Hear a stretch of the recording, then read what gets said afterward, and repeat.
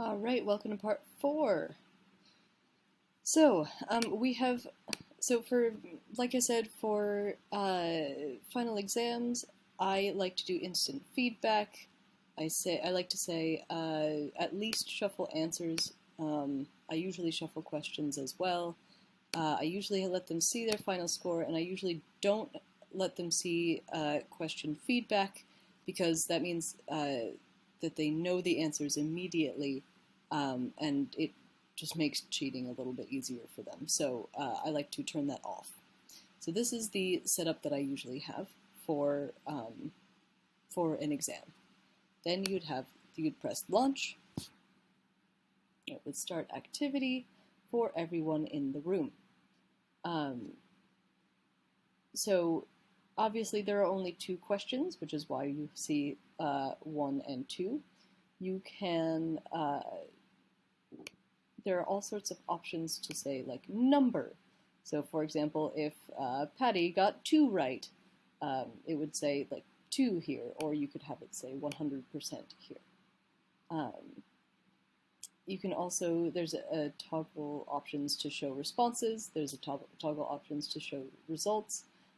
Mainly this lets you keep track of who has done what and who is moving at what kind of pace. So if Patty finishes way before Ender, I can be like, hey Patty, like, it's great that you're done early. Here's a either you can leave, or here's an extension activity that you can do, or something like that.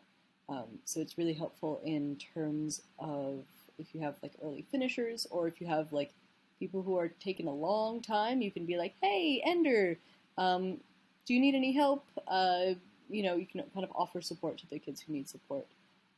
Again, we're not proctoring this, so that's going to be a little bit different. But my favorite part about this is once everyone's finished, you can click finish, and it will close the activity. That means no one can come back and do their test, so do make sure that everyone is finished.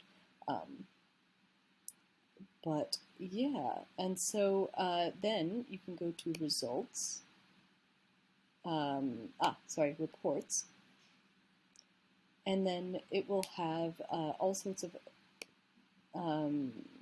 options for what you can do with the results. So you can have the complete results like in an Excel. You can have reports for individual students, which is really great for parent-teacher conferences. You can have, or for their like understanding what they got right or wrong. You can have a summary of the results, which is what I usually find the most helpful. You can, because it allows you to say like, okay, 59% of you put A for this question, but then like 20% of you put B, so why did so many of you put B? Let's make sure we clear that up, if there's any kind of question about that. Also, if any of your kids are having trouble logging in, then you can also, for yourself, you can download the answer key, and you can have that to grade, if you need to grade manually.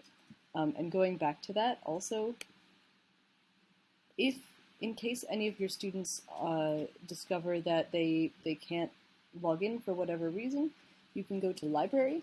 You can, and this kind of menu next to the quiz, you can click download. And then that will download a PDF version of the quiz that you can also send out via ClassIn or WeChat or whatever. You won't be able to scramble the answers or shuffle the answers or questions, but it will be a backup. It's a great backup way to do that. And this is what it looks like. So this is going to be what the options look like. So it's also easy to grade by hand if you need to. All right, that's it for me. Thanks guys for listening, and I will hopefully talk to you soon.